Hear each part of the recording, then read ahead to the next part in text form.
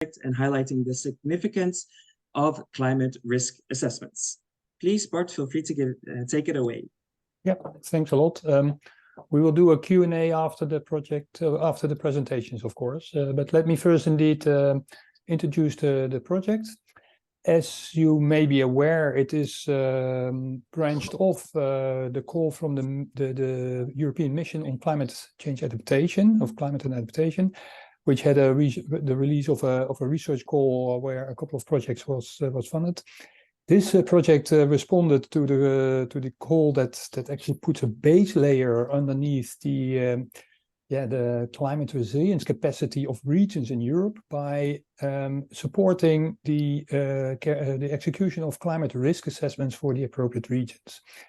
If you slowly click a few times, because some elements will come up in the slide, you can see that this assignment is not trivial, because there's many challenges that are, of course, imposed to the European regions, all kinds of climatic features, but also at the regions, there's all kinds of challenges with infrastructure, with socioeconomic developments, demography, etc.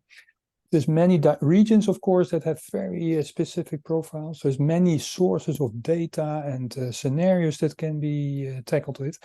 And last but not least, we are not only looking at, say, the climate change timescale. If you click once more, it's also intended to service the civil protection, the units that are actually charged with adapting to climate change because of an increasing or a trend in the likelihood or severity of the impact. So our sort of standardized motto for the project is that we try to standardize flexibility, or to have a flexible standardization of the approaches. The project is implemented, if you go to the next slide, please, in a couple of pillars. There's actually 3 different main pillars. The first one is to actually supplement the existing frameworks for regional climate risk assessment in a bit more, say, practical way. Of course, there's quite a few frameworks around, and I'll very briefly touch on what our framework is about. The next one is that we will provide a toolbox that is supporting regions to carry out such a climate risk assessment. For sure, for regions that have not experience with procedures, modeling capabilities, or data, we provide a toolbox that provides a background layer of information and toolkit that can be carried out to sort of make a quick scan of a regional climate risk assessment. And the third one, last but not least, is that we will also provide funding to regions that are intended to carry out a climate risk assessment.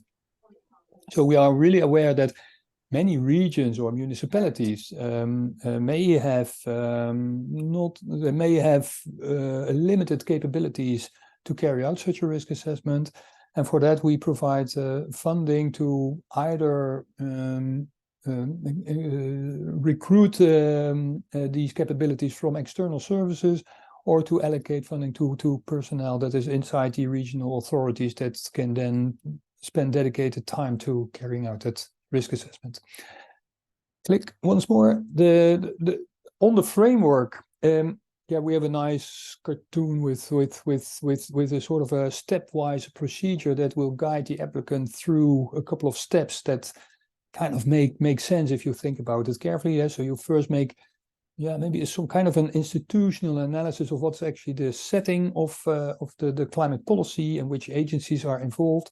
But of course also what is already experienced in terms of climate risk, what are the sensitive sectors, which regions have specific vulnerability profiles. That is part of the framework. Of course, there is a step in the framework that gives practical guidance on the selection of data, the selection of scenarios, the combination of different types of information that can be complementary, that together form the whole say carrier of the risk profile. And we also would like to have the applicant think about what is actually the follow-up of the risk assessment procedure. For what purpose is it carried out? What kind of adaptation strategies, or maybe emergency management plans, risk management plans? What are the the potentials to use the risk assessment for updating these strategies. That is what the framework will help you through in a kind of systemized way. The toolbox is the next slide. It has the pretty ambitious structure that we actually want to serve a very wide portfolio, wide range of potential users. We do understand that a lot of practitioners or decision makers that deal with climate policies or risk management policies may not have very detailed experience in all the technicalities of a risk assessment, but would like to have a kind of an overview of what actually the risk profiles are. And so the toolbox will have a base layer where, similar to the risk data hub, or actually incorporated from the risk data hub, that gives a sort of a dashboard kind of display of what the current risk profile looks like. We have on the second layer a bit more advanced level where online attributes of the risk picture can be changed. Like we can upload different layers of data, for instance, for land use or for population or for other attributes that relate to exposure or vulnerability. We could even think of different hazard data sets, and those can be explored online. We are working on a facility that can also be stored and uploaded to a user corner in the risk data hub, but that is still under development. And the third layer is really for the experts. You can actually download everything that is contained in the toolbox. All the scripts, all the data, all the procedures, all the guidelines can be downloaded to your own platform. And there, of course, it can be tailored to whatever edits you may find appropriate. We can think of implementing different risk calculation procedures, different combination of layer, conditional sampling of data sets, etc., etc. So it is quite ambitious to cater quite a large range of potential users. But as such, we hope that it is a useful asset for propagating the art of doing risk assessments. And then finally, the funding system. If you click once more here, it is what we call a cascading fund. So the project CLIMAAX has received funding from the European Commission, and we cascade that through to regions that apply. We are aiming for at least 60 regions within Europe to be granted a funding resource. We will follow a formal application procedure. So regions will be asked to put together a proposal how to carry out the risk assessment procedure, which of course contains the elements of the description of the practical implementation, a description of the landscape within which the risk assessment will be carried out, the follow-up to upcoming risk policies and adaptation policies. And we have put in place a formal procedure for selection and comparison between different proposals, which leads to a ranking. And that subsequently leads to a funding of course, the top set of ranked proposals up until the limit of the available funding. We have a first call planned to open already 8th of December, so in 3 weeks from now. And it will be open for 3 months. So early March is the deadline for application. But we do not expect that that all the regions are already able to respond to this call that quickly. We also can anticipate that in this first call, that some skewness in the regions that will apply occurs. The mission and our project have explicitly aimed to provide funding to regions that are where a climate risk assessment has the most potential to lead to improved resilience against climate risks. So we do favor the more vulnerable regions or the regions with least experience or least capabilities. If in the first call it appears that a contingent of regions is underrepresented, a second call will be opened, and we will probably adjust a bit the selection criteria to rebalance the portfolio of successful applications in order to maximize the spread over the target areas. So, and that is the second round. We have not yet decided when that will open, but that is probably in end of May 2024. And again, that call will be open for 3 months. So you will be notified by another webinar like this and other communication channels in due course. Recording in progress. The projects will have to end before the project CLIMAAX ends, which is by the end of 26. So that means that on average, the projects will be carried out up to, say, 22 months after signing the contracts. One slide further, then that gives a bit of a sort of structural overview of what we actually, how the proposal should be structured. If you click once, 2, 3 times very slowly, the first phase we anticipate to do sort of a what we call a quick scan or an early application of what the toolbox is about. So it is a bit of a first a quick scan risk assessment for the region, just using the toolbox that we provided and the data that is there. Of course, for the region, a bit more interesting would be then the second phase, where you can tailor the information or the procedures for your specific region. And that is also the bulk of the activities we expect to take place. And in a third line, which actually should end by month 22 and not 24, I see the mistake, is the sketch of how the climate risk assessment will be followed up in subsequent adaptation or risk mitigation plans. I think that's it for now. If you can click once more to see where we are now. Oh yeah, maybe I can tell a bit about the side effects, maybe one click further. This is, of course, to service the regions to carry out this risk assessment, but we also want to learn something from it. So we have, for instance, during the project, we are carrying out a couple of pilot regions, or we are exploring a couple of up to 5 pilot regions. Here you see a picture of a site visit to the Catalonia pilot region that we visited 2 months ago.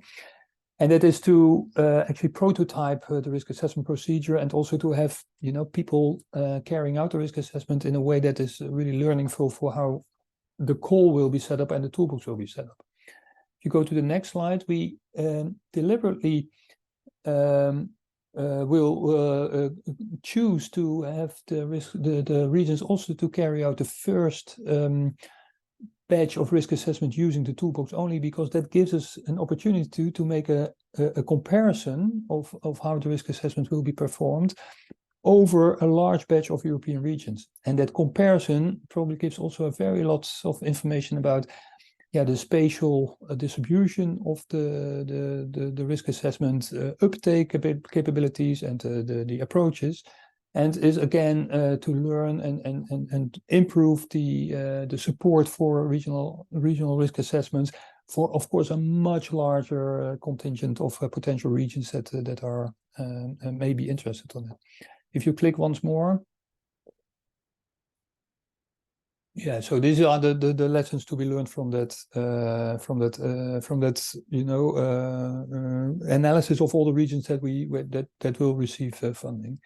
So you will be asked to also do a bit of monitoring on the risk assessment, and indeed that first batch of activities is supposed to provide some kind of a standardized set of results that we can then use in across European comparison. And finally, I'm also quite much interested to learn from this in my personal new role. I'm a co-chair of Work Group 2 of IPCC for the cycle that just started. So I will be working for IPCC working group on climate impacts and adaptation for the next couple of years. And I feel that this kind of risk assessment is a very useful resource for also IPCC reporting. And if you click once more, we really have the ambition to make the upcoming reports a bit thinner. You can see here how thick they were in the past, but target much more on the information that is needed for practical decision taking, in this case in the realm of climate adaptation or risk management. And so this kind of project is also helpful for giving guidance on what is actually then the information that we do need to implement or include in the IPCC reports, to help society prepare for future climate conditions. And I think that is the first part I would like to briefly stop to see if there is already questions on this part from a technical nature. Yep, Thank you very much, Bart. Yeah. There's quite a number of questions coming in right now. So I think the best idea is for me to read them out, and then we can get to them. We do have slightly limited time today, so I hope we get to all of the questions. If it's not possible to answer them in the moment, then we can also figure out a way to address them later on via email, for example. But the first question is, just to test my understanding, does this mean that regions that already have a risk and vulnerability assessment and want to update them for new risks and vulnerabilities should best wait until the second call? No, it's up to the region, of course, yourself. I think also for the first call that is equivalent if you are indeed in the situation that an update of the current risk assessment is desirable. Also, the first call is eligible for that, for sure. Okay, that's great. I see a question from the Tirana municipality in Albania. Asking if only EU member states are eligible to participate. No, it is also associated member states that are eligible. So every country that is also eligible to commit to, for instance, the mission charter is also eligible for this funding. Great. And then the next question is, I would like to know whether the results of the 2 calls will be sent to the member states participating in the Mission Climate Program Committee. What's more, what are the selection criteria for the calls and how is the evaluation carried out? Yes, we will publish the selection of successful applicants. The call criteria, it has to be either a region or a regional community, which has some kind of a legal entity, of course. It has to consist of an authority that is charged with risk management in climate adaptation or emergency response. What other eligibility criteria? Of course, they have to have a risk management kind of culture. So we do expect that the risk assessment is entering a risk management policy procedure that at the end is serving the population living in the region to be better prepared for or protected against extreme climate. So those are kind of the eligibility criteria. Thank you very much for that. We will have another presentation today about the open call in a little bit more detail. And I see, for example, another question on eligibility, which I think has been addressed. The slides, we will upload them to the website afterwards, so don't worry. You will be able to read all information back there as well. Then we have another question, just coming from the Pathways to Resilience presentation. How does CLIMAAX link to that? As a region, does it make sense to apply for both? Yes, it does. In fact, we are kind of aligned. The logic is that you normally do first a risk assessment and subsequently that risk assessment can inform you on a policy pathway where the Pathways to Resilience project could help out. We can also figure that these support functions are running in parallel, but in the end will be stitched together. So it perfectly makes sense to apply in both for both kinds of support functions. Yes, okay. And we may even be able to help out with the coordination or synchronization between the 2 calls, because some participants in the CLIMAAX project also have a small role in the pathways to the other project. And vice versa. So we are intended to help out for synchronization if that's desirable. Okay, thank you very much for that. We have another question. Can we apply as a cluster of municipalities? Yes, that I think is eligible. I'm sorry, Bart, actually no. We are only taking individual applications from regions or communities. So not teams, not consortia. Okay, But Sorry. I was going to say, if there is some kind of a legal entity that is binding different municipalities into Of course. some one, say, risk management entity, authority, then that's the way I would figure that you could do so. But indeed, a clustered approach will indeed not be possible without a single legal authority that is taking responsibility of the execution of the CRA. Yeah. Yes, of course. Yeah. Sorry Thank for you. stepping in. No. Good to highlight this nuance. Thank you, Anke. All right. Okay, another question here from Bethany in this case. Though the UK is considered an associated country as of 24, it is not eligible to the Pathways to Resilience program due to the year that budgets are coming from. Please, can you confirm whether the same applies for CLIMAAX or whether the UK is eligible? I see Anke nodding that indeed the same applies to CLIMAAX, Yes. and I wouldn't see a reason why not, because we are funded under exactly the same call and procedural requirements. The UK is not eligible because the agreement treatment between the Union and the UK will enter into force starting with the 1st of January 2024, and we are financed under the budget of 2021. Yeah. 2022, sorry. So no, UK applicants are not eligible. They are not an associated country to this project. All right. Then can we apply as a single municipality? I think we addressed that just now. Can a university also participate in this call? Yes, but they have to be recruited then as a potential partner by an authority that is eligible to say carry out risk assessments. So we do not see a university acting as a principal applicant for this. I think you should be collaborating with a regional authority that is eligible for this call. Okay. Another question from Tanya. Thank you so much for the presentation. Can cities apply to update their vulnerability assessments in order to update the civil protection plans? Yes, that definitely is part of the target. Yes. Okay. And then Michal is saying, so there's no obligation the applying municipality to be more than 50,000 citizens. I don't recall any requirement on the size of the municipality to apply. No, either a lower limit or an upper limit. I don't know of any restriction on the size of the municipality. Okay, thank you very much for all of your questions.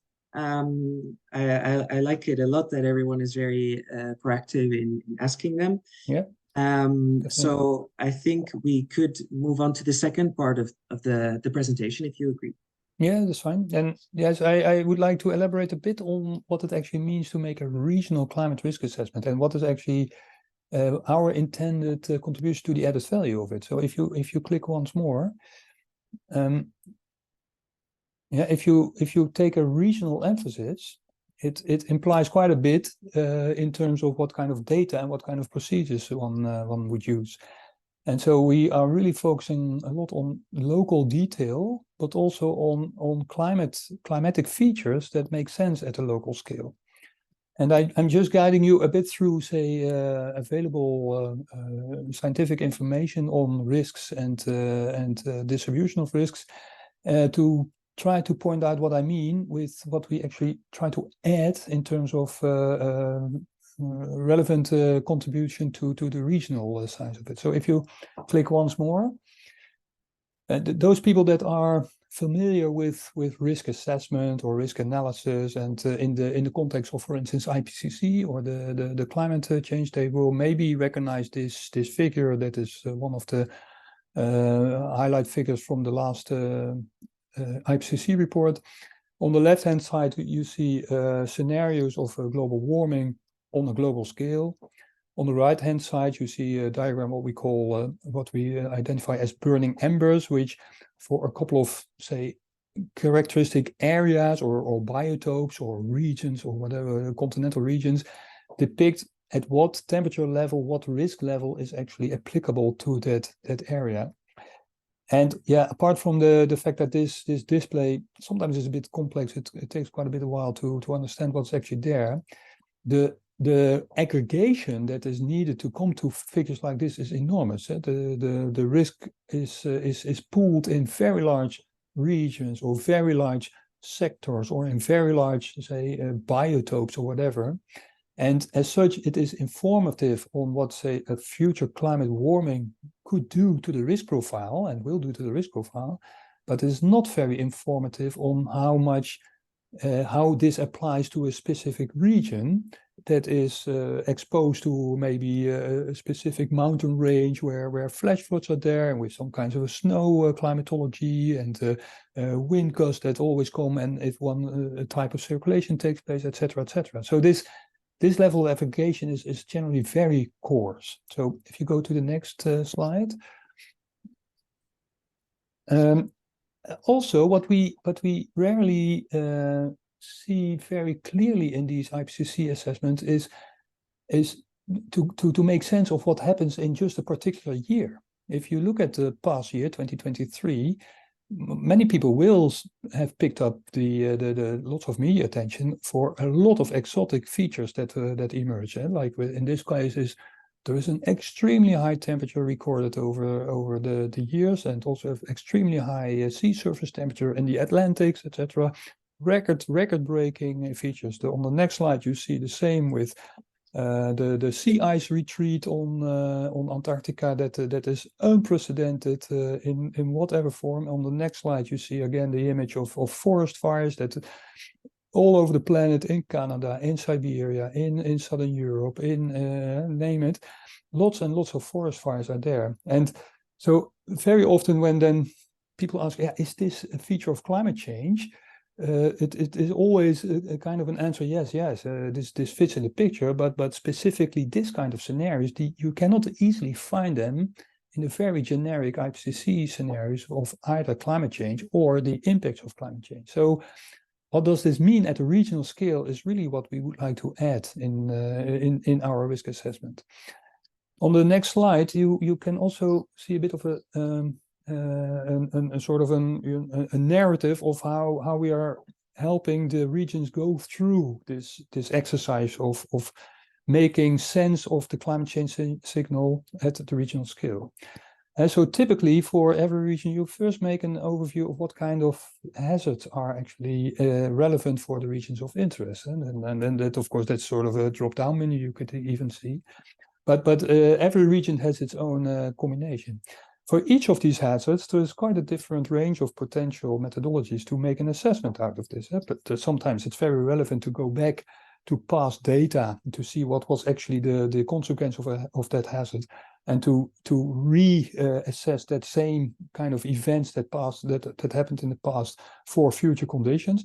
In other senses, you take very localized data that are downscaled to the region to see what is actually the changes in the probability of this kind of hazards, and many other methodologies apply as well. If you go one step further, this is going pretty well, Jip, this joint presentation mode. So thanks for the support for this. Then also there is a lot of local information that needs to be combined there. So the generic climate features like seasonal mean temperatures or precipitation percentage of precipitation change, that normally doesn't take into account, that does not carry the information that generates a hazard. You have to generate climatic indicators that are applicable to the region that actually display what the hazard is about. So what is the extreme once per year or once per 10-year precipitation amount, of what is the highest temperature that is accounted in a period of 10 years or whatever. All these thresholds are very often locally very specific in terms of their impact. In many different regions, the point where a climate index is becoming hazardous is really can be at very different levels. For future conditions, again, a lot of optional scenarios apply, and I'm gonna display a bit on that in a minute as well. And last but not least, all kinds of future projections. If you click once more, there is a lot of sometimes ambiguity in the different projections. We are all aware that the climate models that are used, even the regional models, to make these projections, they are not free of biases. So some procedures have to be accounted for to correct these biases. Also, many hazards, they are driven by multiple hazards at the same time. Flooding in a coastal area is it's very often the consequence of both a storm surge driven by wind and maybe a lot of rainfall from the inland that may jointly lead to a hazard profile, just as an example. So a lot of tailoring on these generic scenario information is needed. If you click once more, it's not only the tailoring, also obviously, and that is in people's minds. If you click once more, spatial resolution also comes into play. You see on the middle figure here on the screen, say the typical resolution, even of a pretty high resolution regional climate model at 0.11 degrees resolution, so that's about 10 kilometers. And at the same scale, you see the city of Barcelona and its typology and its temperature distribution for a heat day on the other side. So you can see an incredible need for spatial downscaling. That also has to be taken into account in the toolbox that we are providing. Next slide is talking about the attributes of what the risk drivers are. If we look at, for instance, one of the pilots in the project is the country of Latvia that is updating their risk assessment. This is a snapshot from the current risk profile for Latvia floods that is taken from the Risk Data Hub.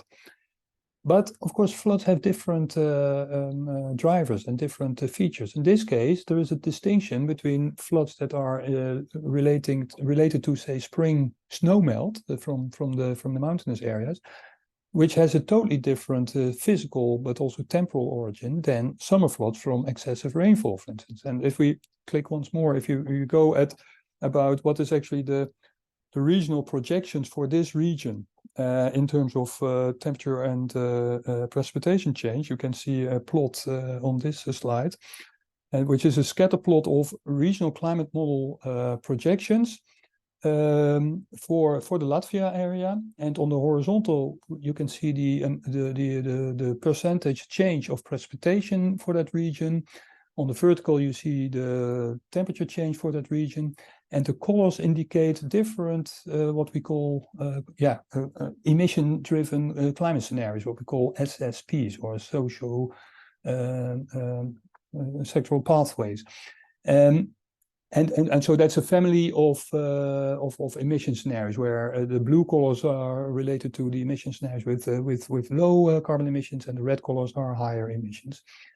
These are wintertime responses, and you see a very strong correlation that the warmer it gets, of course, also the more precipitation change will take into account. But if you switch to the summer condition, if you go to the next slide, that relationship is totally different. That is obvious. There, the precipitation change is actually pretty small, and the only attribute that is changing is temperature. If you look at the scenario mean differences, that small arrow that you see on the bottom, the difference between in precipitation response between the scenarios is very small. Yeah, but if you look at the spread in the individual ensemble projections for each of these scenarios, that is 10 times larger, and these are changes with an average of 30 years. So you can have a point of a 20% rainfall in the next 20 years, or a 20% reduction of rainfall in the next 20 years. And that is not represented at all by the mean emission-driven climate scenarios, but they are a realistic range of systematically changing conditions for the near future. So an extremely relevant notion of the range of future climate conditions to which the region needs to be prepared. So finally, I'll wrap up here. So the two messages here: the projections show very large seasonal changes. Well, that is normally pretty well covered also in the IPCC or Cordex scenarios. but that internal variability, or that very large range within a given emission scenario, which are a huge implication for local adaptation and risk management options, is normally not captured very well. And that is also what we really would like to offer as an analysis functionality in our toolbox. So I think I'll leave it here. The next slide is, I think, the wrap-up slide that again emphasizes, one click more, I think that's the last statement. It emphasizes our ambition to really focus on the local detail, and for the local region also detect which are the drivers that are relevant for that region. And that is exactly where the toolbox and the climate support is about. Thank you, Jip, for maybe some more questions. Yes, thank you very much for that presentation, Bart. Very interesting. And I would like to check indeed if we have questions coming in the chat box that we haven't addressed yet. Also, if because of timing or any other issue we cannot get to your question, please feel free to also send it to us via email or social media, and then we'll get to that as well. Let's see where we left off with the questions. Okay. All right. So I think that the question where we left off is from Magdalena. Thank you for the response regarding the university. I wanted to inquire about how it is possible to establish a partnership with a municipality if a consortia cannot participate. Is that something that you would like to touch upon, or maybe that's more for Anka? No, yeah, I think I can touch upon it. I think it is,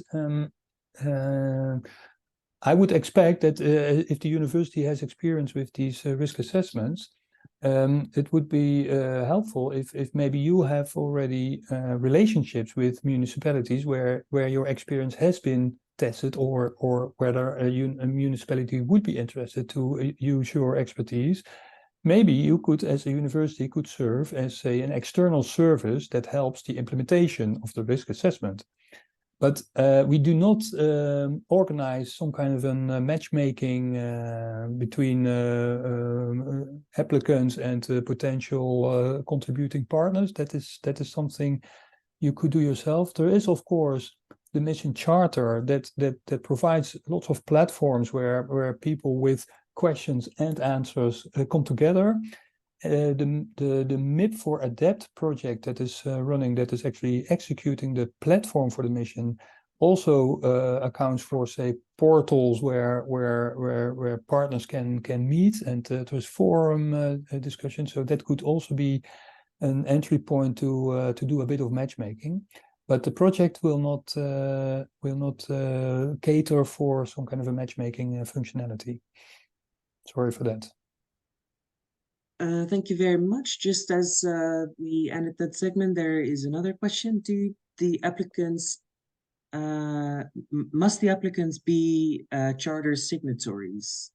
No, that is not obliged. Of course, when you are a charter signatory, you are, per definition, I would say, eligible for funding or for application, but you do not have to sign the charter at this stage. No. All right. Thank you very much for that. And thank you very much for your presentation, and also the audience for their questions, of course. I think I'd like now to welcome Milana Vukovic to the stage from ECMWF, and she will showcase the CLIMAAX toolbox that we've been talking about a little bit before. A powerful resource designed to assist in climate risk management. And I'd say let's explore its functionalities through this presentation and demonstration. Milana, feel free to share your screen. Just 1 second. Okay.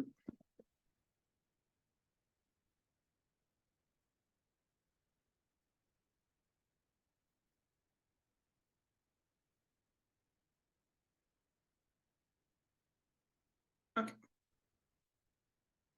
Do you see my screen and hear me well?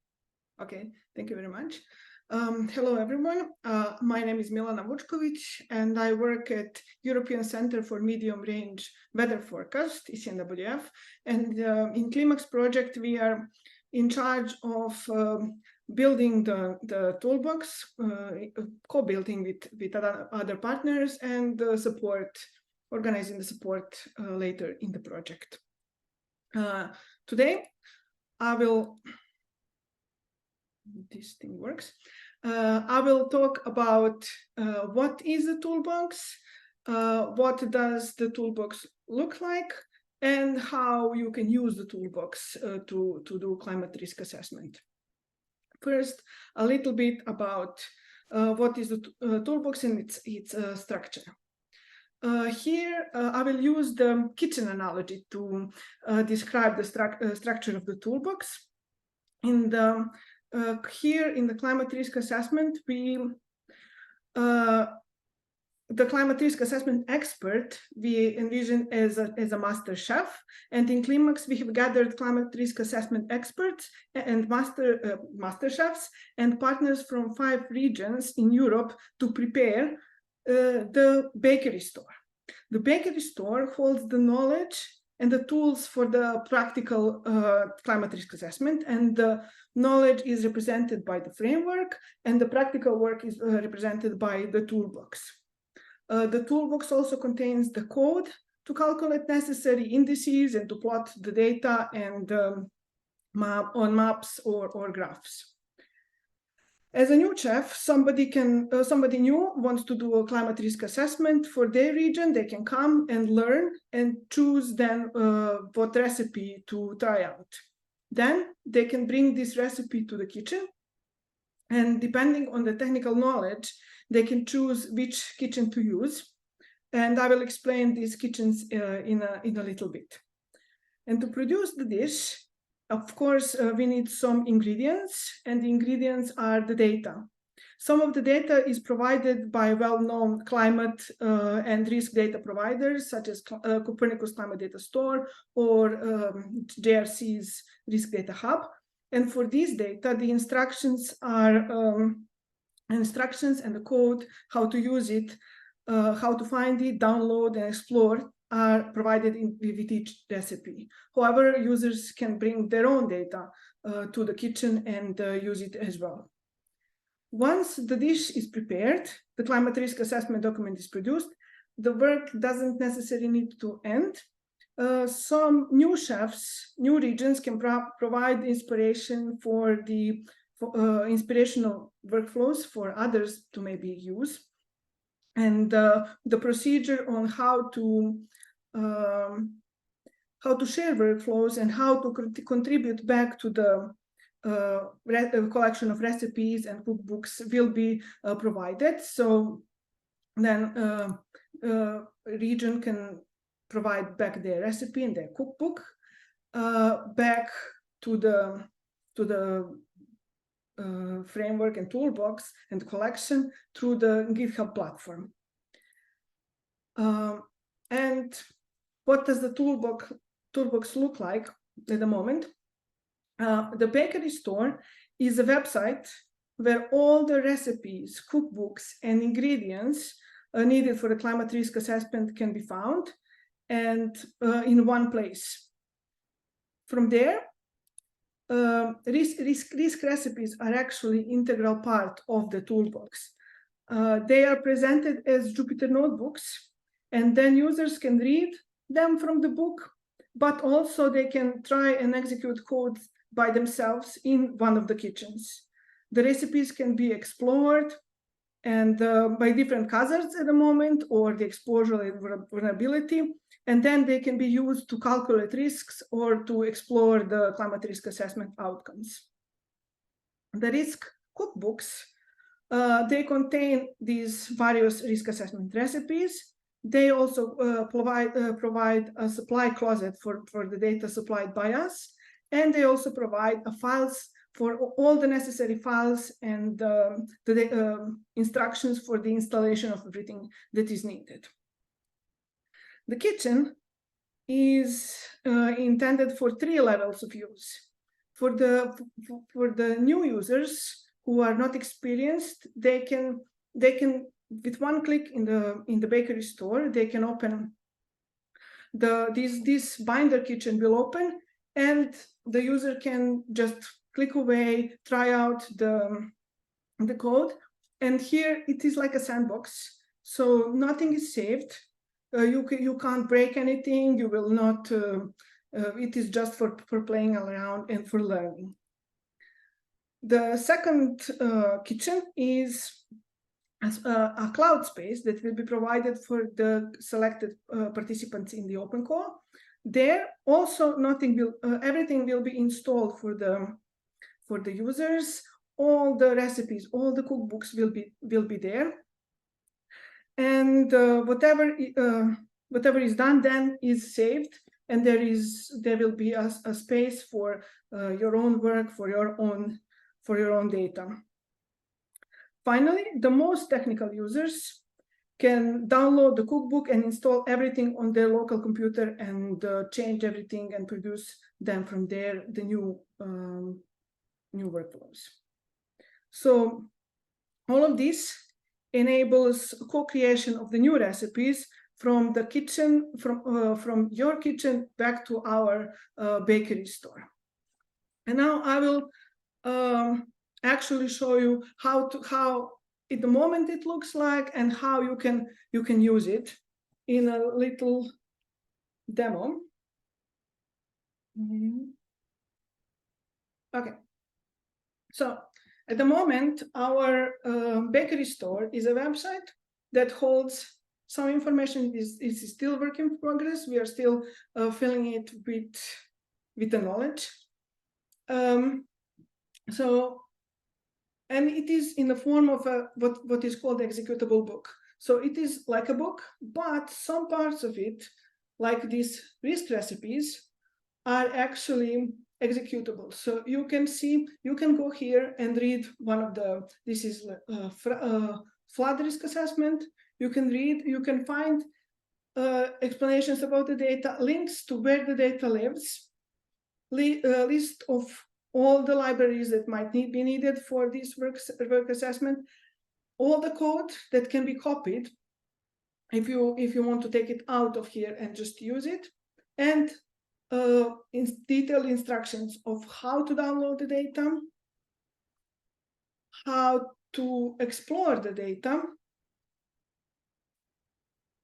and then how to calculate some, for example, damage using this damage scanner library. Finally, then you can plot the results. So here we can only read it. However, all of these recipes, for now we will have these 6 groups of recipes. They will all be in this middle kitchen called Jupyter Hub, where each person, when they log in, they will have the notebooks already there. So everything that is in a book is also copied here automatically. So all the files, all the if you need some small data, everything is here. We can start this. This is the same notebook that we saw in the book here. We can see it here, and then here we can execute everything and change what we want. This is the middle one, and if we just want to have a look on without having to change, we can.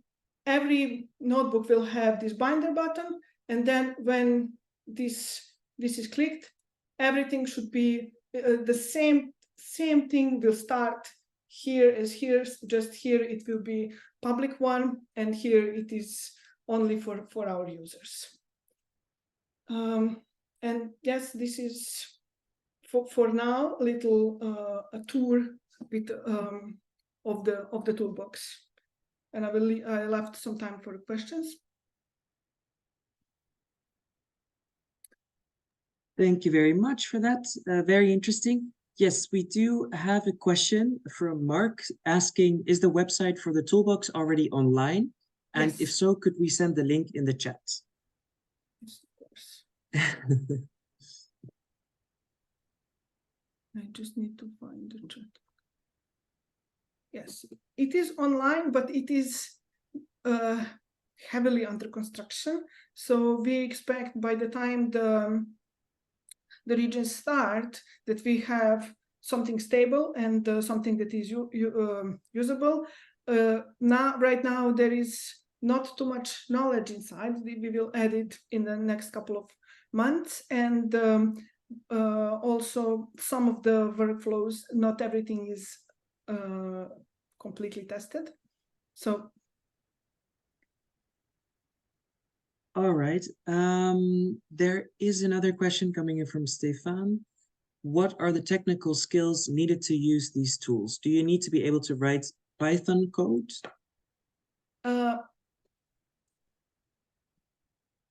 Yes and no. So it helps a lot if you are able, but we plan to put resources inside the toolbox if somebody is new, if somebody is learning, if somebody came from GIS world.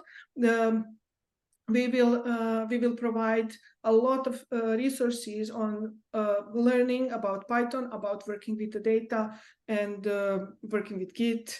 So we also plan later to have more of a dashboard functionalities. However, this is not there yet, so I can't show. But the plan is to have something that is also for less technical users.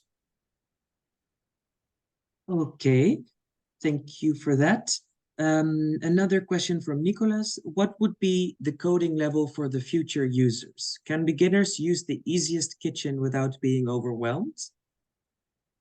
We hope so. Yes, the idea is not to overwhelm the users. And if somebody is overwhelmed, then they can go back to the resources and learn the basics and come back to our tools. Okay. And can data be exported easily to QGIS? I don't know if I pronounced that well. Yes, the idea is that the results are saved as GeoTIFF, and then it is or NetCDF, and then that can be imported in GIS. We have a couple of colleagues who are experienced with GIS, so we check that everything can be actually then used in QGIS as well. Okay, and then the next question would be, is it possible to integrate this type of data in digital twins? I don't know the requirements of the digital twins, but it should be. I don't see why not. All right. Carlo asks, are there any restrictions to users or access to the toolbox?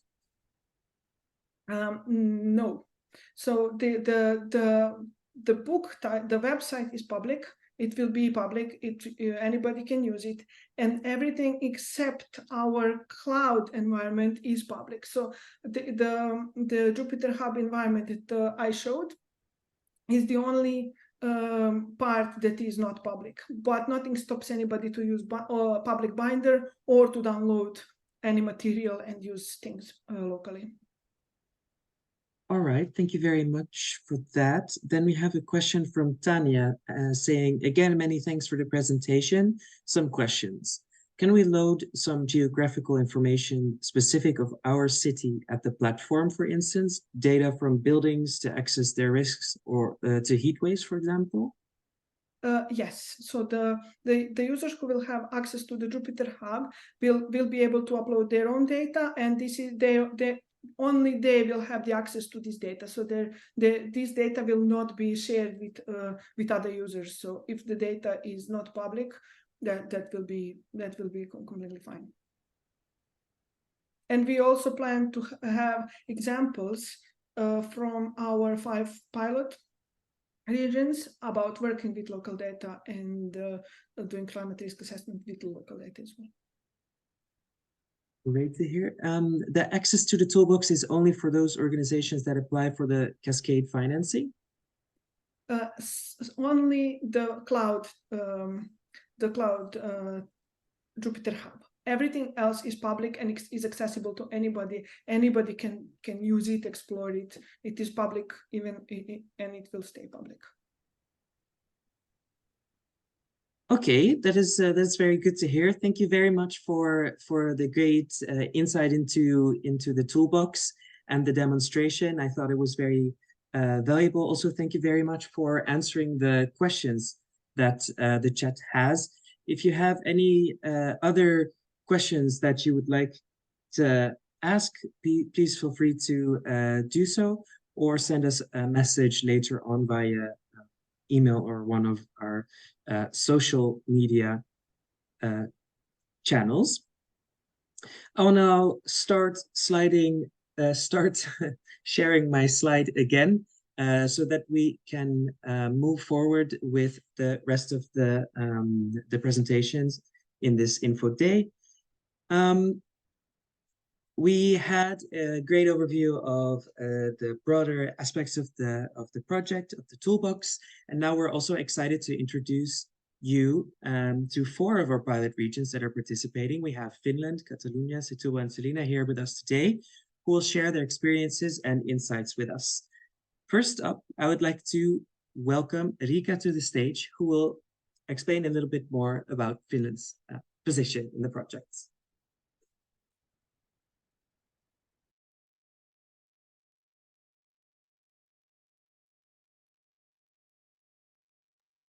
Do we have Riikka with us this afternoon? I think there might be some technical difficulties because I do see you here in the participants list. So I suggest that we start with the next presentation and then we come back to... Okay, how about now? I hear you. Better? I hear you. Okay, yeah, so our Jabra perfect. doesn't work. Sorry, sorry. No worries at all. Okay, so hello everybody and greetings here from Kuopio. It's very snowy here and here in Finland. I'm presenting some of our pilot, and my colleague here is talking a little bit more. So my name is Riikka Salmi and I'm working as Emergency Service Academy Finland as a researcher, and here's my colleague. Also, Juha Laitinen, and now something happened again. And he is a senior researcher and my colleague here. And our pilot aim or task is to test this pilot, and I'll tell a little bit about background. So we have this leadership of major accident and crisis situation exercise, and it actually happens here every year, annual, in our Emergency Service Academy Finland. And next year, a theme is training situation and command center operations, because we have some changes, so in accordance in future guidelines. And there are practicing officers, sub-officers, and many various authorities like police and defense forces.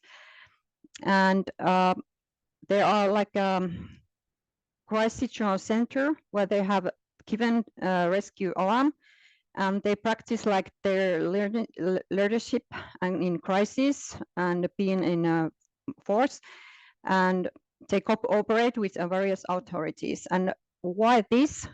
This is the practice where we are going to test our pilot, like within this exercise. So you have to tell a little bit, like next slide, about this our exercise.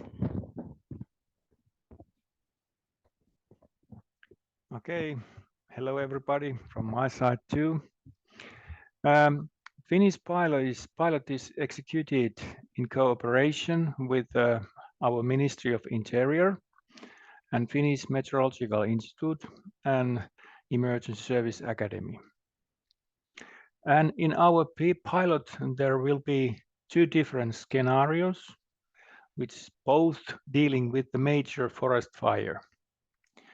And the aim of the pilot is to test by the toolbox how climate change will change forest fire risks during the next 100 years. And our Finnish Meteorological Institute will provide also additional information to our scenarios by their natural disaster warning system, Luova, which gives our incident commanders information about real-time weather conditions and also prediction for the next 2 or 3 hours. Also, they will provide us information about the spreading models of the fire, which will give the information of propagation of the fire. And also it will give us information that how large evacuation we have to do. Also, we try to use spreading models for the contaminants, which will give us information of spreading of contaminants and also with the needs for the evacuation. Next slide, please.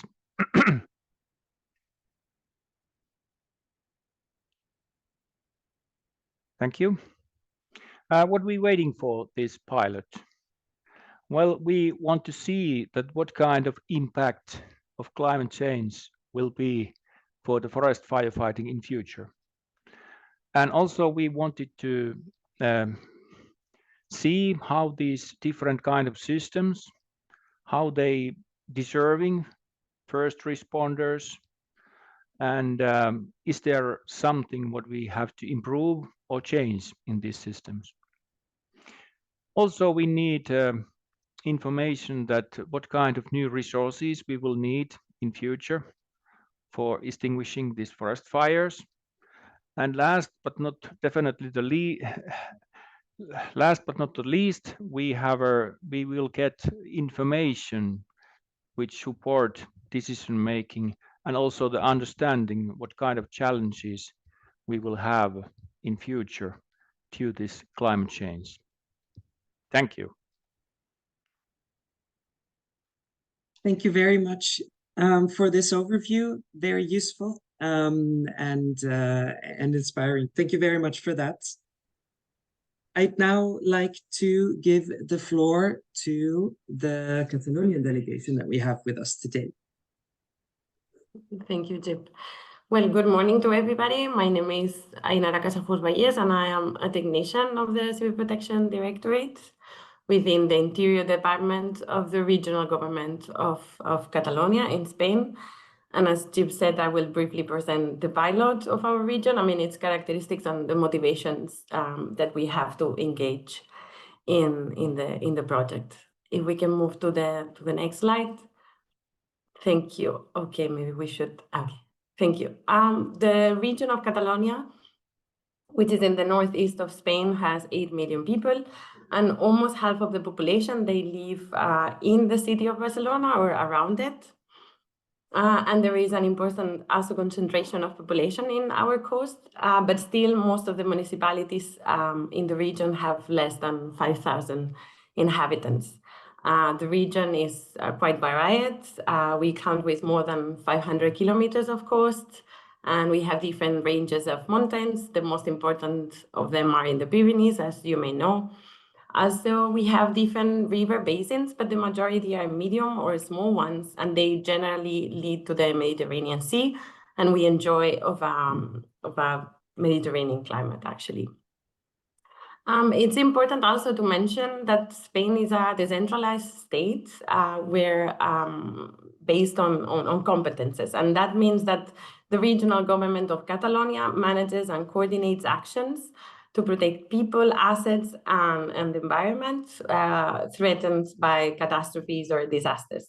And the system of the civil protection is based on the collaboration of different services and resources, both private and public. And one of our goals is actually to identify and assess risk and its impact, to carry out prevention or also intervention actions. And we also are in charge of informing the population and of taking care of recovery tasks. The latest study of climate scenarios for the region that have been prepared by the Meteorological Service of the region states that the annual average temperature will increase no matter which scenario we consider. Both maximum and minimum temperatures are expected to grow. And in terms of precipitation, it's quite uncertain, but in general, it's observed that there will be a reduction in the annual average for the region, and also the number of consecutive days with no rainfall will potentially increase, which is very important because that means that it will lead us to more intense dry periods. And also overall, we count with, in the region, there is this Catalan strategy to adapt to climate change, 2021-2030, which is also our framework, which aims to improve the adaptation of the region to climate change and reduce its vulnerability through different objectives. And it's interesting because in this strategy was incorporated measures directly that are mentioning, that are directly engaging civil protection system. For example, it says that the current plans, they should incorporate climate change, and it's necessary to create proper mechanisms to detect hazards and also to support prevention efforts, and also to reinforce financial instruments and to strengthen the communication with population. So this is more or less the frame that that also motivates our work. So if we move to the next slide, as a pilot, there are many hazards that could be of concern, but we decided to focus on those three, where for the first one, for wildfires, I mean, most of our territory is occupied by forests, and we suffer wildfires every year. We have long experience on that. So considering the future changes in temperature and in rainfall and the amount of days that will be also very dry, as civil protection, we are interested in many things. And here there are some of the questions that we already have, let's say, like, for example, understanding if new areas will be at risk and how long the season could become, and which more efforts should we devote if we want to prepare for extreme fire danger, or also if the fire will change in behavior. Besides that, historically, the latest damages and losses registered in Catalonia are related to floods.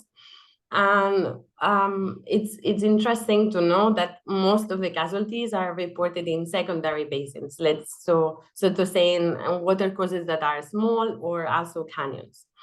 And for us as civil protection, it's important to focus on flash floods because of its fast behavior and also the strong relationship that this type of event has with urban planning, and also our difficulties to respond to this type of events. So when facing climate change, for us, it's important to better understand if these torrential events could potentially increase, if they will become more frequent, and how the areas at risk will change.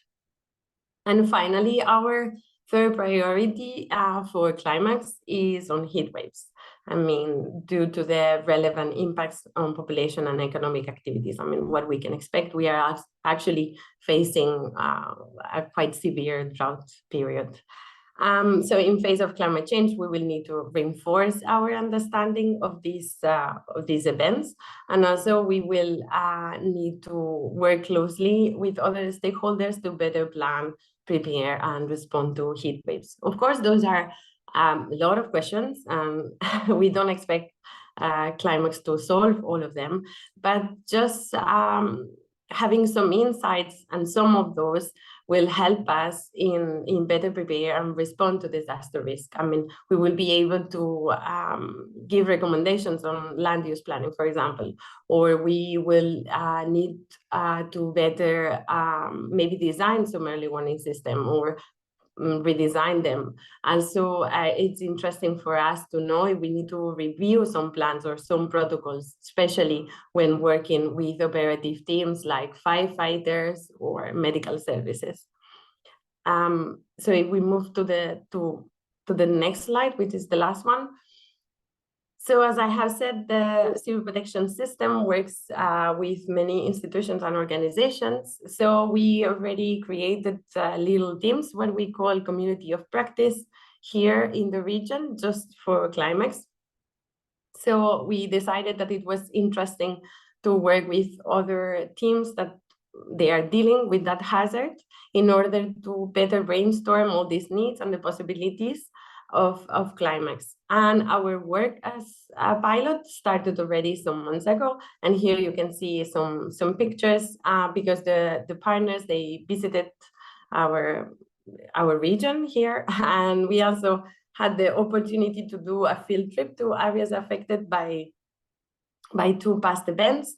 So partners, they could visit an area that was affected by a flash flood in 2019, and also another area that was affected by a very, very severe wildfire in 2021.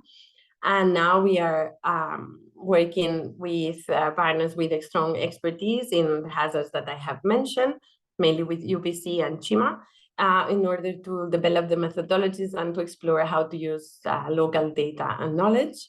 We still don't have any output, but we hope that in the next weeks we will be able to have the first results. So that's all. Thank you very much. Thank you very much, Ainara, for that great presentation. It certainly also looked like a good visit. So thank you very much for sharing that with us, and we're eagerly looking forward to the next time where perhaps we'll be able to share the results that you were mentioned. I'd now like to give the floor to Christina, who will tell you all about Setúbal's pilot activities. Hello. Good afternoon to you. For us in Setúbal, it's still midday, but thank you for inviting us. I'm going to talk a little bit on our expectations and our work concerning climate action on the CLIMAAX project. So can you go on with the slides? Thank you. So Rábida is a mountain. It's a region here in Setúbal that comprehends mainly 3 municipalities: Setúbal, Sesimbra, and Palmela.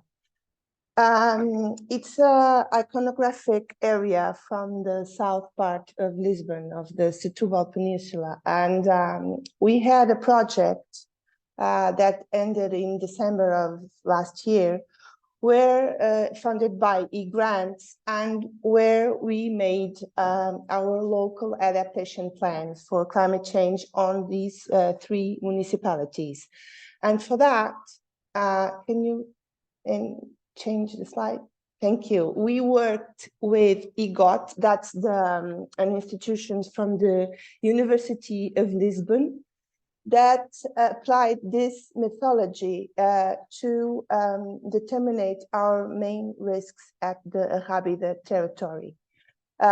We worked on susceptibility, on exposure, and on social vulnerability. So, considering this methodology, we already have from EGOT through this project to the Rábida region. The next slide, please. Jip, next slide. This is the Setúbal municipality, but you can see there's Sesimbra on your left and Palmela on your right. So all the Rábida area was studied by the professors and EGOT team, and we had a multi-risk scenarios. Next slide, Chip, please. I'm giving you the example for Setúbal municipality territory, but this was made for all the 3 municipalities that I was talking about. So as you can see, on the approach of the multi-danger risk, we have the maps for the present situation, the actual situation, with mainly downtown Setúbal having high risk on fast flooding, mainly fast flooding issues. So we analyze the risk like forest fires, heat waves, flash flooding, estuary flood, sea level rise, windstorms, landslides, etc. So these are the results of this analysis with our SCPB for 4.5, and 8.5 and the actual situation. So considering that we had already a very high risk at Setúbal downtown, we took measures on adaptations concerning that territory. So the next video will be a short story about the intervention that we made. Next slide, please. Jeep. Setúbal is surrounded by protected areas such as the Rábida mountain range and the Sado estuary. However, the Mediterranean climate, typical of southern Europe, with the hot and dry summers and rainy winters, increases the risk of floods, a phenomenon exacerbated by climate change. To address this issue, the Setúbal City Council invested over 3 million euros in the Várzea Urban Park, where retention basins were constructed to prevent flooding in the downtown during heavy rainfall. In this park, we prioritize natural-based solutions because we believe that nature is the best teacher. We have kept the soil as natural as possible, prioritized native vegetation, and emphasized the protection of existing biodiversity. For all these reasons, this is the most innovative park in Europe. It's the first constructed with natural-based solutions on such a significant scale, combining urban characteristics and allowing people to enjoy nature in the heart of the city. Thank you, Jeep. So as you can see, we've been working on climate action, on climate scenarios. We have this data from EGOT, but for us, it's quite important to be as a pilot on CLIMAAX project because we need to corroborate this data. We need also to work on other issues that we didn't address with the plaque Rábida project. And we, right now, at the present, we are revising our municipality emergency plan from our civil protection team. And we want to revise it, taking into account the climate scenarios and the climate risks.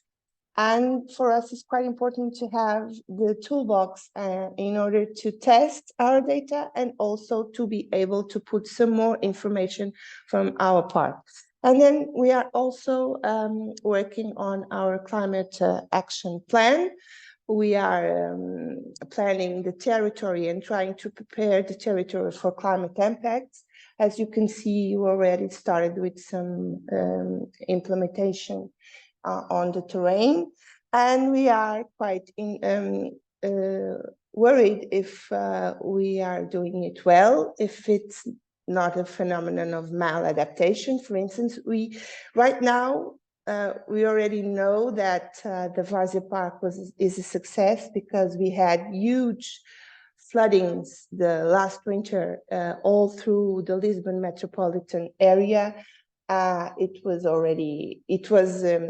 quite serious, but here in Setúbal, the Várzea Park held the situation and there was no flooding at the city center. So we already know that it works, but we know that these types of events will be quite harder in the future for flash floodings, for landslides, for forest fires. That's something that also concerns us a lot because more than 50% of our territory, it's natural protected area. Rábida, it's a natural park.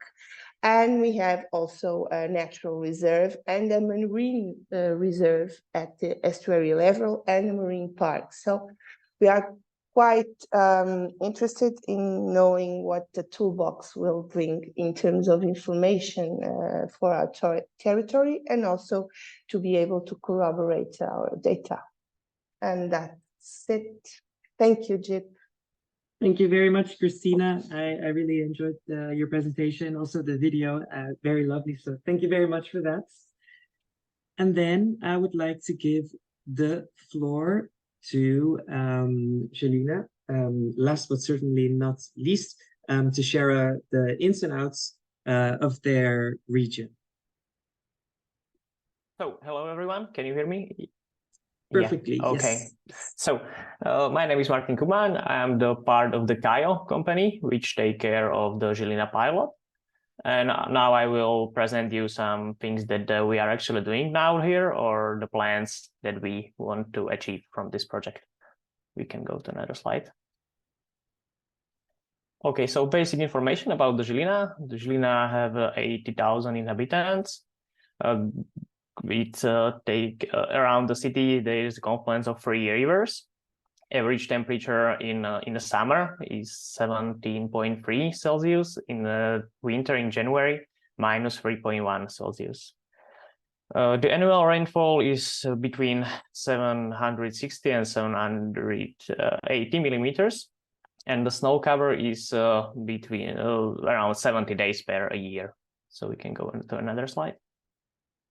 Okay, so the main goals in Žilina, it's we want to improving the city climate change risk assessment and the adaptation via expert system for risk event forecasts, and the recommendation for preventing and mitigating the effects of the risk events using actual available software tools and available data integrated from local, national, and global resources. Special benefit from this project is getting a European perspective on the issue and the opportunity to tune on system via interaction with experts from the other parts of the Europe. We can go to another slide. Okay, so these are the interaction of the end users of this project. Should be the risk and damage events managers, which this project can improving the system of the risk events, predicting and reacting to the climate events, the risk events. The environment departments, improving climate change adaptation strategy and activities, road maintenance and greenery around the city. City architectures office, it will be good for them to improving city development plans and supporting their statements towards citizens and applications, and the citizens and visitors of the city. We can go to another slide. Okay, so in the Žilina project, we are focusing on multiple risk events, but we mainly focusing, we divide the risk in three groups based on the ABC groups. The A is the highest priority. And in this highest priority, we focuses on the urban floods, fluvial and fluvial, and extreme heat. These are the events that are most that brings most risk to the city. The other group is like landslides, windstorms, and droughts. And the last group is blizzards and forest fires. Can go to another slide. Currently, we made a lot of discussion with the local authorities in Slovakia, and we're collecting data on time, place, intensity, and the national data on flood events in Žilina and overheated areas around the city. We nowadays communicating with a lot of authorities in Slovakia, with cities, fires and rescue services, Slovak hydrometeorological institutions, University of Žilina, Žilina Region Office, and Slovak Environmental Agency. We putting together all the data that they have on this team, and we try to find the best possible result from this project for them. From this project, we will be good for them. Yeah, so I think we can go to another slide. Okay, that's all for Žilina. Thank you. Thank you very much, Martin, for that insight into Žilina. I'd like to thank all the pilot regions for their interventions today. I think it's very good to see the first hand experience, and I think it's very valuable. So now that we gained insights from all the pilot regions, I think it is time to understand how you can be a part of this transformative initiative. So I would like to introduce Anka Marin from Funding Box here with us today to provide you with the details about the open call to receive funding and assistance through CLIMAAX that is coming up. So please feel free to take the stage. Thank you very much, Jip. And hi, everyone. Thank you for being here today. Thank you for making time to hear us out, and we hope you'll get all the information you need in order to continue our potential collaboration within this project and this first open call. A lot has already been said, so I will just jump into the main points of this first open call that we are launching within the CLIMAAX project. Overall, we are estimating to have 2 open calls for both regions and communities. And these will happen. The first one is estimated to start next month, very soon, around the 8th of December. We'll communicate the exact dates as soon as we have confirmation by all parties. However, within the 2 open calls, we expect to select at least 60 final beneficiaries. It has been mentioned that we are delivering this cascade funding, that is the money that the CLIMAAX Consortium has received from the Commission. Part of it is called financial support to third parties, and we are going to give that money to applicants that successfully pass through the evaluation and selection process in these 2 open calls. So we are looking to having at least 60 final beneficiaries after running these 2 open calls, one launching next month, as mentioned, and the other one after the summer of 2024. So what we are going to look at when we are evaluating and analyzing the proposals, in addition to what has been said regarding the context of CLIMAAX and challenges that we are trying to surpass with this project, is that we would like to get to a mix of beneficiaries, a pool of beneficiaries where diversity is a key point, and we are trying to reach with these open calls a very wide audience, and hopefully we'll reach all EU regions and have beneficiaries from all of them. What is very important is that we do understand the complexity of the project, and there have been questions so far regarding some technical, some requirements, or maybe some skills the applicant may need to employ in order to successfully present a proposal. But it is very important for you to know that we are going to be alongside you the entire process of the application. So we do provide support in the midst of a community that we are creating, which will function as a help desk where we will address all questions, and also technical support and guidance throughout the preparation of the application form. For both open calls, we are applying, if you will see further down in my slides, we are applying a funnel approach when it comes to the selection, and this is a very transparent and very well detailed process in the guide for applicants. So now going back to what we have at hand, that is the first open call launching this year, what's left of this year. This will just one slide before that, Jip, please. I'll keep it shorter. I get your message. Okay. We have an available budget of around 5 million euros to distribute in this first open call, and the maximum amount of funding that one applicant becoming a selected beneficiary after going through the validation process is up to 300,000 euros. We are saying up to 300,000 euros because it depends very much on the region, on the country, on the not region of the applicant where they come from, but this will be very clearly detailed in the guide for applicants, and depending on the country you are applying for, you can easily identify the maximum amount of financing you may get. The support program, so for the selected beneficiaries will enter a support program. We call it a support program because in addition to the financing, you will be accompanied by members and technical mentors of the CLIMAAX Consortium in order for you to achieve the goals and the objectives that you set up in the application process, okay? So this support program will last 22 months from the date of signing the subgrant agreement for the selected beneficiaries with the CLIMAAX Consortium. The application process will happen in just one stage. So you will have the option to start the application as soon as the platform opens, estimated on the 8th of December, up to the 8th of March. You can initiate the process, you can go back as many times as you'd like, you can submit it and even go back to it and do some changes before the deadline if you feel you need to. It will be done only online through the application form, only in English, and the budgets that we estimate, we expect you to estimate in the application form have to be in euros. Next slide, please.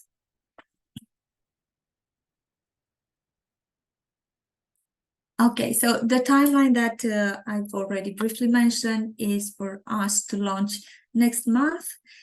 In addition to this first pre-open call session, we are estimating to have other 2 online events. Everyone who has joined this event today, everyone who starts an application on our platform or has reached out to us through the help desk or any other means will be notified about our webinars, online webinars on how to apply. And that's when we are getting more into details and specific questions regarding your specific proposal. So after the deadline, we'll enter the 5-stage evaluation process, and we expect that to last throughout March and April. And by the end of April next year, the selected beneficiaries, hopefully exhausting all our 5 million euro budget, will be notified about the results. Next slide, please.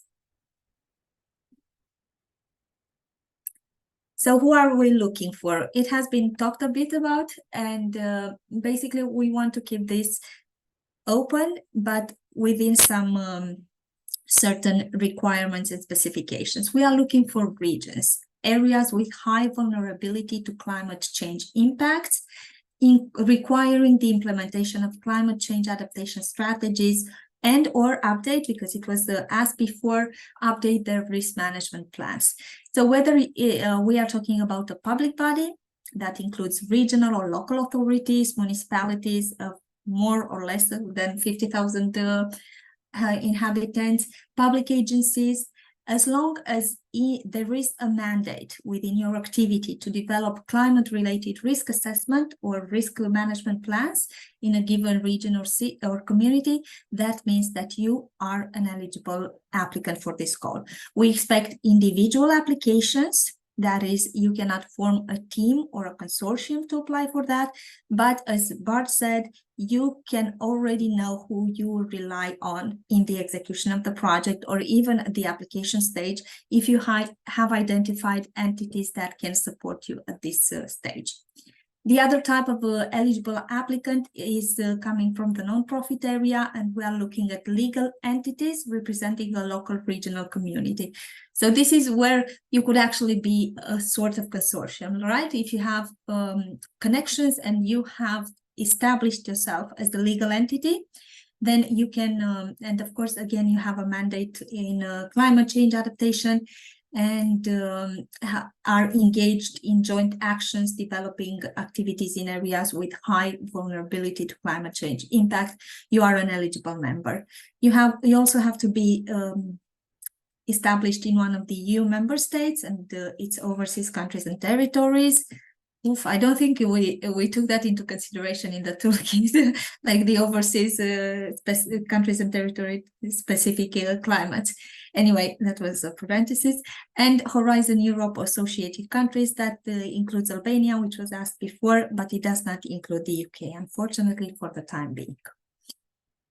Next slide, please.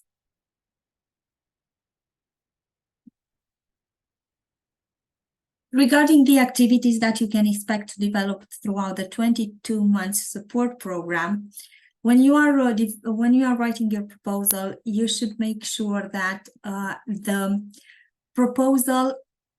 proposal's aim is to generate this climate risk assessment, okay? So we are looking at this following methodological principles of coherence. That means you have a specific hazard in your mind, you know the exposure, the vulnerability, and you manage to transfer that to us, that information. There is a quantitative approach in your proposal, and you address a specific climatic region and ensure spatial and temporal comparability. And this allows climate risk synthesis across multiple regions and time windows. We have designed for the proposal to have the same structure and for the evaluation process to be addressed from the same perspective. We have enabled these 3 steps, 3 phases that your proposal should consider when detailing the activities that you would like to have financed. Okay, so these 3 phases, as you can see them here, it's the common methodology applicable at regional local scale in Europe, the refined regional local HR analysis and risk assessment, and the better regional local adaptation strategies and risk management plans. This is very well detailed in the guide for applicants. It has been touched upon by Bart previously in the beginning of the presentation, but this is something that you need to read very much into detail when you are looking at the documentation for the open call. Next slide, please. We said that we have a funnel approach to this evaluation of the applications that we may be receiving. So we are looking at the evaluation criteria such as relevance, your ambition for this proposal, where would you like to get with this project, the dimension. So how does this contribute to local, regional, long-term policy objectives, the community engagement in climate change adaptation. So how is that relevant within your community, within your region, and the European dimension, that is, as it has been said, that we are part of this mission for climate adaptation strategy, and within that scope, every project that gets financing, even if it's cascade funding, it has to touch upon these strategies and find its place within that European dimension. Then we are going to look at impact, the vulnerability to climate change. And again, we are providing very detailed information depending on where you are applying from, where you are established, for you to understand what type of high risk or vulnerability level you are on. Limited resources are again something that we are giving priority to regions which are considered to have less resources compared to other regions, and the expected impact of the implementation. And when it comes to the last criterion, the implementation, we look at your team, at your resources, and the initial implementation plan that you have at the proposal level. I say initial because this is something that the selected beneficiaries, the selected applicant will work upon when they start the program. Next slide, please.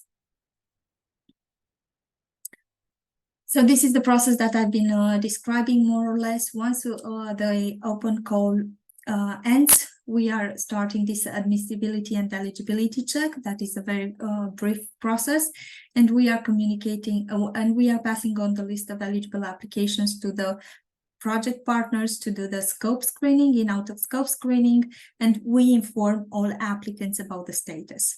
Then the selected the in-scope list of applicants will move on to the independent individual evaluation, where they are scored according to the 3 criteria that I mentioned before.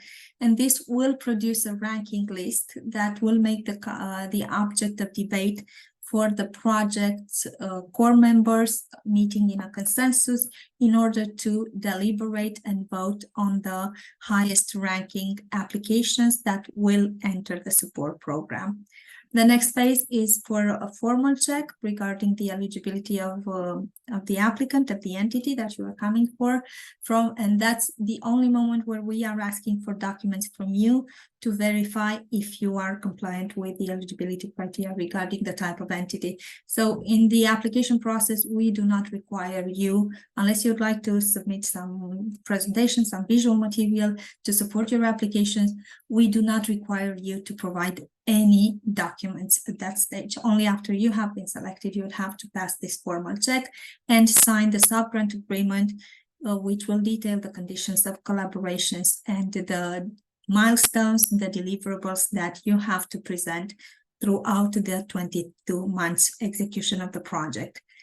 It is very important for you to know that the money that you get, the grant, is paid as a lump sum, which means that it is paid against deliverables that are set upon previously with your mentors in the first months of the execution of the project. So you will be working on an individual mentoring plan, and that's when you define the deliverables and the milestones, and you have to be compliant with that in order to get the money. No need to show contracts or invoices in order to receive the financing. Next, please.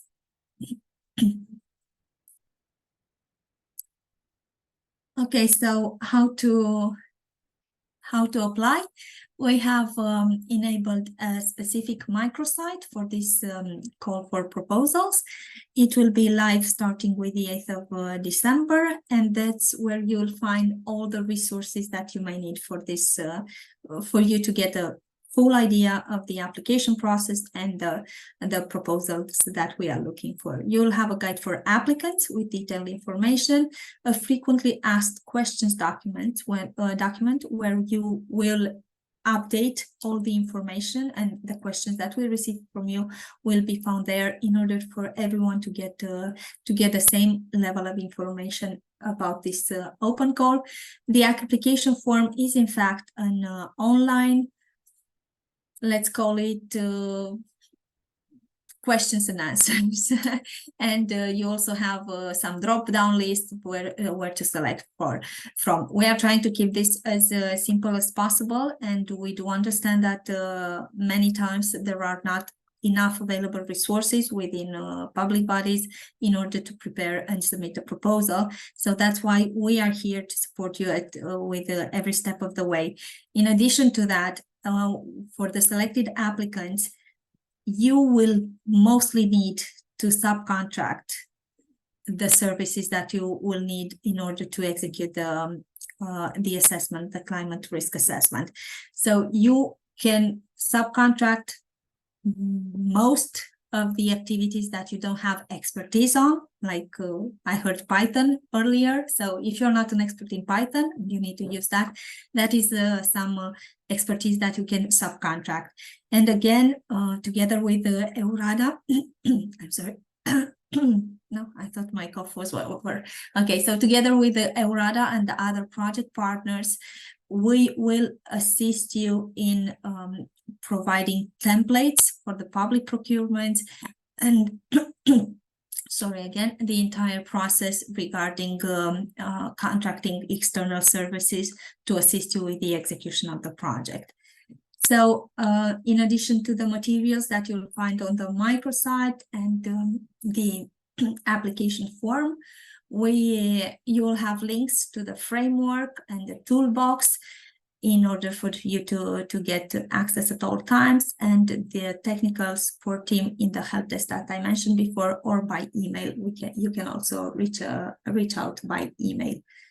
As I mentioned, the application form is thought of as a simple process, as a simple step, and it is your work towards convincing us and presenting us in sufficient detail, respecting the guidelines that we provide, that your application has a very clear objective and is compliant with what we are looking for in the beneficiaries of this first open call in CLIMAAX. I think that was my last slide, but just to check. Yes, that's correct. Oh. We just have a slide with the contact information, such as the website and the email address for now. But thank you very much for that insightful presentation. Thank you, Jake. In the meanwhile, there has been one additional question in the chat, too, as we speak. The first one being, besides Albania, which other Eastern European neighboring regions can apply? Okay, so we have Albania, Armenia, Bosnia, Georgia, Iceland, Israel, Kosovo, Moldova, Montenegro, North Macedonia, Norway, and Serbia. You'll have all that information in the guide for applicants. Thank you very much for that. Then we have another question from Martin. Thank you for the event and the provided information. Is there expected either from the public authority or contributing partner applying for the call any form of co-financing? We don't call it co-financing because, as I said, we are paying against deliverables and we are not asking for the accountancy or proof or justification of the expenses that have been made. That means that your total project cost can exceed those 300,000 euros that we give as a limited grant. However, we'll never ask for you to make proof that you spent over the 300,000 euros. So it has to be clear that there is a distinction between the financing that you get and the total cost of your project. If your total cost of the project is estimated to be above the maximum financing, then you will have to support those costs yourself. But we will never ask for you to justify. If your total cost is 420, we'll never ask for you to justify the entire amount. You'll just be paid the 300,000 euros against deliverables. Thank you very much. And then Michelle is asking when the complete guide will be made public. Everyone will get access to the information at the same time when the call launches, which we expect to be on the 8th of December at 9 o'clock Brussels time. Great, thank you so much. Another question just came in. Can we use the funding from you together with other funding from, for example, national governments in combination? We are checking for double funding, but it will have to be for exactly the same project and the exactly same idea. And we are checking for double funding at the European level. So you cannot present the same project and get it financed twice from Horizon Europe.